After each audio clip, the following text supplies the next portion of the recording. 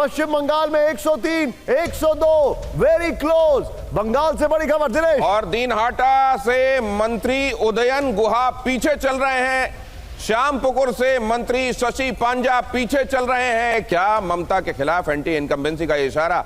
मानव बाजार से मंत्री संध्या रानी पीछे चल रही हैं, मान बाजार से संध्या रानी पीछे, दीनहाटा से मंत्री उदयन गुहा पीछे और श्यामपुकुर से शशि पांजा पीछे। ये तीन मंत्रियों के विषय में इशारे, क्या ये एंटी इनकम्बेंसी है?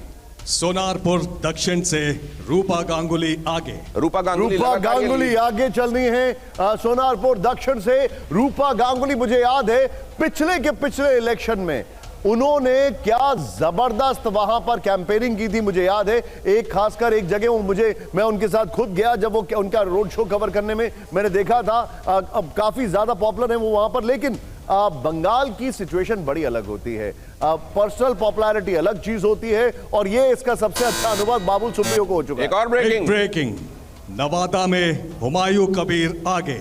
हुमायूं कबीर आगे, और पीछे खबर ये भी आई थी रेजीनगर से भी आगे, तो दोनों सीटों से वो आगे दोनों तरफ से वो आगे चल रहे हैं। मतलब उनकी एक अपनी फैन फॉलोइंग है, स्टिंग नो स्टिंग, लेकिन उनके काम करने के अंदाज में बड़ा स्टिंग है। लेकिन यहाँ पर कैशिस के swift like a butterfly, stings like a bee. यहाँ पर एक और बड़ी खबर, असम में बीजेपी 62, कांग्रेस 9। बड़ी खबर तमिलनाडु में आपके सामने डीएमके क्लीनली आगे बढ़ रही है। पोस्टल बैलेट है, लेकिन अब मुझे लग रहा है कि ईवीएम जो है, मैं अपनी टीम से बोलूंगा जरा पता करके बताएं, ईवीएम जो है वो अब ओपन होना शुरू हो गई होगी।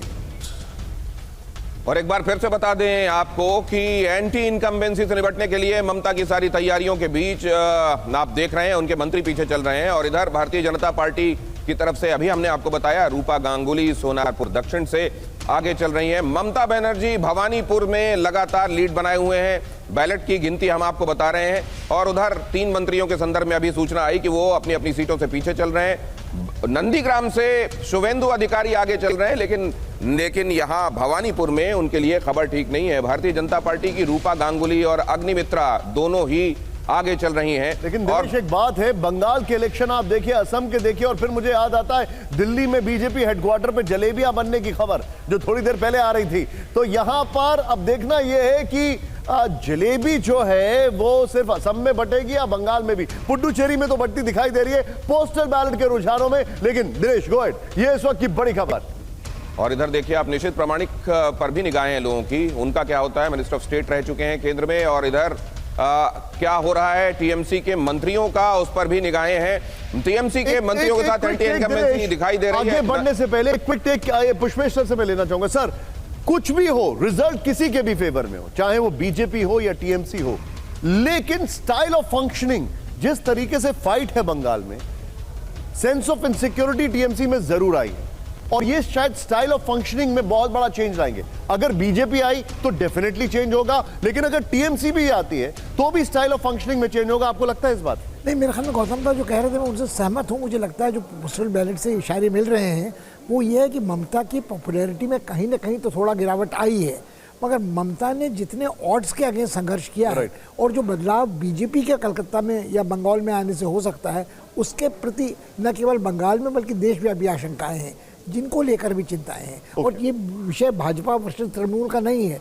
वो election commission, central reserve forces और बहुत बड़ी तैनाती के बाद भी हिंसा का है। ठीक है। और यहाँ पर ये भी देखिए, डोसे के साथ जो आप कह रहे थे, चाय का भी इंतजाम है। चाय नहीं, मैं रवा केसरी की बात कर रहा हूं। अब ये चाय की भी राजनीति बहुत अहम है, ये सिर्फ असम में नहीं, ये पश्चिम बंगाल में भी बहुत अहम है।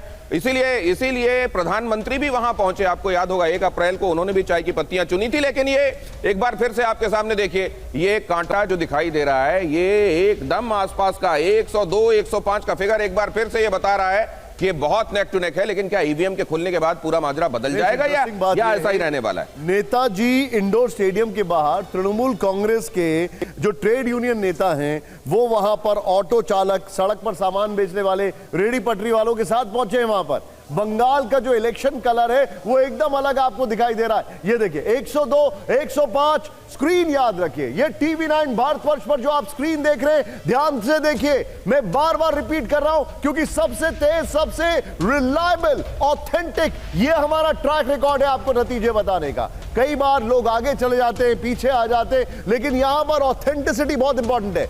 ब्रेकिंग के ऊपर बंगाल का रिजल्ट। लेकिन आप ये भी देखिए, टॉप बैंड में असम। केरला में ये अंतर बहुत कम होता जा रहा है। केरला में बहुत तेजी के साथ एलडीएफ ने इस अंतर को पाटा है और वो भी आपको दिखाई देगा।